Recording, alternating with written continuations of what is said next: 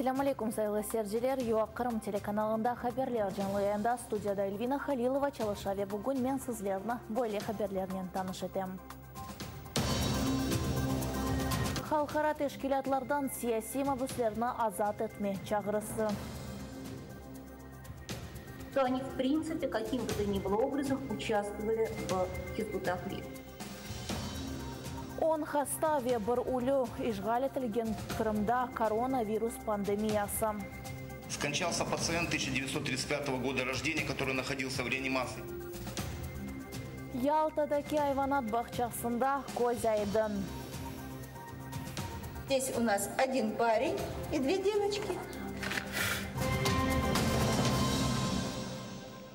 Қырым-татар журналисті Нариман Мемедиминов Русияның Ростов вилаятыне этап етілді. Кечкен сененің октябрь айында Ростов-на-Донуның Арби махкемесі Мемедиминовның сөзде қалқу күнде терроризм чағырулары үшін 2,5 елға махкем еткен еді. Журналистің өзі ве оның адвокатлары иш материалларында яңлышлық қылар аққында бүлдірген еділер. Амма майыс айында апелляция махкемесі Мемедиминовның іші бойынша қарарыны деңіштірмеді. Мы возвращаемся из поселка Садки Ростовской области, где в колонии поселений посетила я своего подзащитного Наримана Мемедиминова.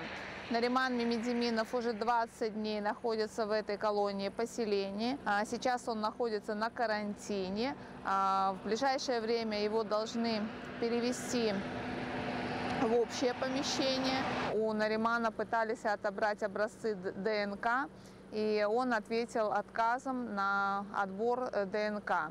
Чувствует себя Нариман хорошо, выглядит также отлично, расположение духа боевое, настроен на дальнейшую борьбу. Amnesty International Ukraine ve Human Rights Watch халқара тешкилатлары Хизбут Тахрир давасына кірген Ялта группасының азаларыны ең қысқа заманда азат етмеге ве оларының махкеме қарарларыны лағу етмеге чағырды. Құқық қоршалайшылары ішіні уйдырылған деп ишғал етілген Қырымда бір сүре инсан ақлары бұзылулары қайд етілгенін қайдетелер. Қырымда Украина президентінің темсілшілігі тарафындан берілген мәлуматқа көре ишғал етілген Қырым топырақларында шымдылық сияси себеплерден уйдырылған 94 иш аққында белі. Олардан 72-сі Қырым татарларға қаршы. Тәфсилатлы левхамызда. Созда Хизбут Тахрир давасының Ялта группасына айт қабатлавлар уйдурма. Оның іштіракчелері Муслим Алиев, Энвер Бекиров, Эмир Усейн Куку, Вадим Сирук, Арсан Джапаров, Верифат Алимов ажеле шекелді азат етілмек керек. Amnesty International Ukraine ve Human Rights Watch халқара тешкилатларының тәвекеллері бойле чағырумен атта Русия баш савжылығына мұражат етті. Құқық қоршалайшыларының мәлуматына көре қабатлав тарафы bu инсанларының терактлар азырламасына ve оларының Хизбут Тахрир тәшкилатына айт олмаларына дайыр ичбір делил тақдим этмеді. Федеральной службы безопасности нет никаких доказательств того, что Куку и другие планировали какие-либо акты насилия, что они каким бы то ни было образом планировали конкретные действия, направленные на свержение конституционного строя, и что они в принципе каким бы то ни было образом участвовали в Хизбут Тахрир. Все осужденные являются гражданскими лицами, поэтому они не должны были представать перед военным судом Российской Федерации. Осужденные были незаконно этапированы с оккупированной территории Крыма в Российскую Федерацию, в Ростов-на-Дону, что является грубым нарушением международного гуманитарного права, поскольку стране-оккупанту запрещено вывозить узников с оккупированной территории. Это противоречит 4-й Женевской конвенции.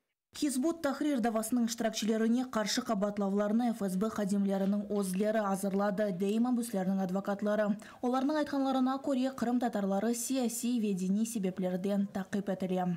Диск, который якобы передавался от органов предварительного расследования в экспертные учреждения, он фактически был без материалов. То есть мы его в ходе судебного заседания в 2018 году, если ты помнишь, мы его так и не смогли открыть. Вот, соответственно, стал резонный вопрос, как у нас уважаемые эксперты делают заключение без наличия соответствующих материалов. Ответ очевиден, что, в общем-то, это заключение они готовили по той стенограмме, которую им подготовили сотрудники ФСБ. Помимо страшных вот этих сумасшедших сроков, эти люди с начала обыска, да, и до отбывания наказания, и даже после того, как их освободят, они проходят жернова этой системы как террористы. Очень формальный, очень страшный подход, и под этим подходом, под этим соусом преследуется просто огромное количество правозащитников, там, стримеров, гражданских журналистов. И это просто вопиющая ситуация. Алты Қырым мұсылманы созды Хизбут Тахрир давасының Ялта группасы иштиракчылары 2019 сенесі ноябрның 12-сінде Ростов-на-Дону шәрінің Женуби Арби махкемесінде 7-ден 19 елға қадар махкум етілді. ФСБ оларны террористик фаалиятлерінің тешкіл етілуі век үкіметінің запт етмеге азырлағанында қабатлай.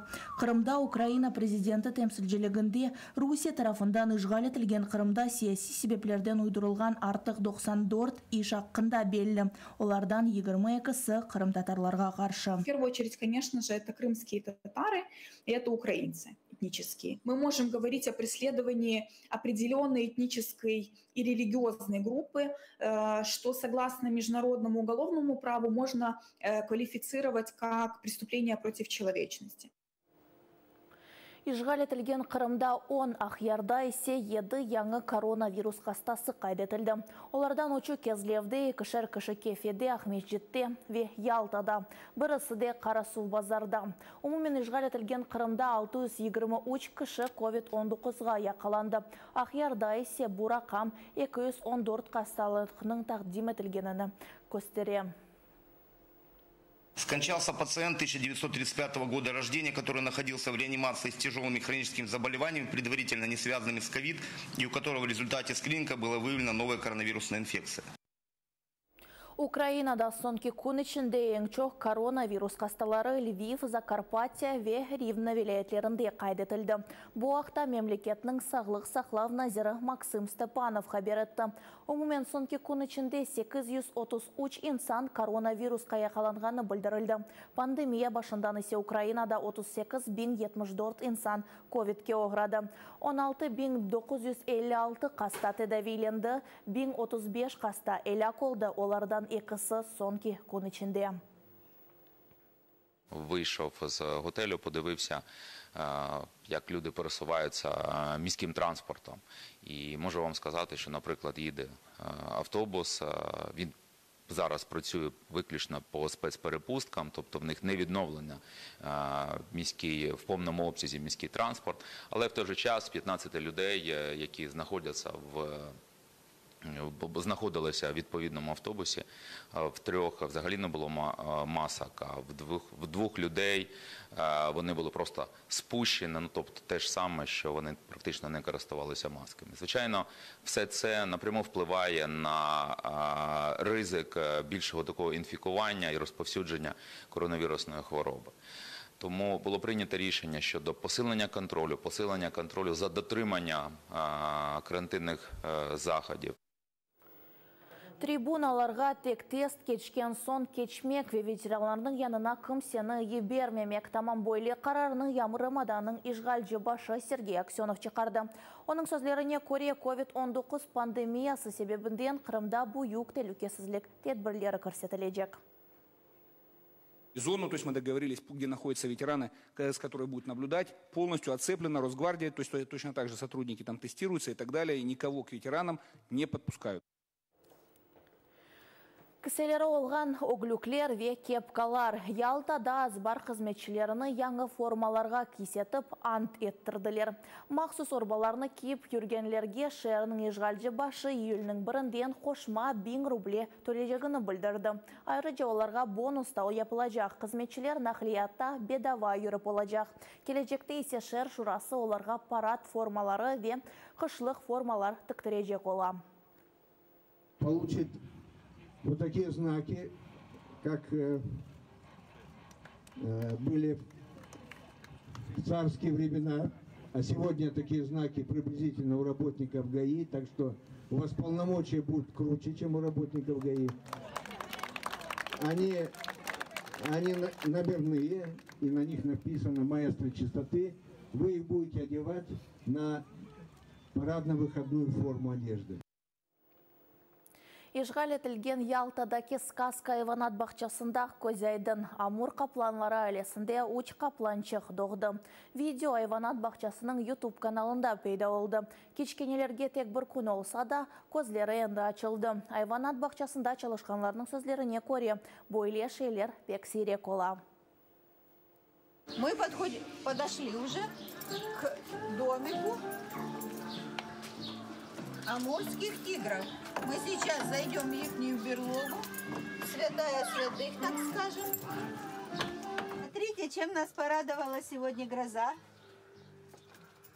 Смотрите, маленькие тигрятки. Да. Маленькие тигрятки. Скажу по секрету, я была уже раньше. Здесь у нас один парень и две девочки. Дети, конечно, крупные. Видите, глазки у нас открываются, потому как мы переношенные. Занервничала и ждет, когда ее пустят к своим малышам. Открывается вход в домик. И гроза. Нет, гроза, нет. Никто твоих детей не обидел. Бұнемнен сақлықлашам Facebook сәфемізге қош олыңыз ве бұзылы олыңыз көрішкенде.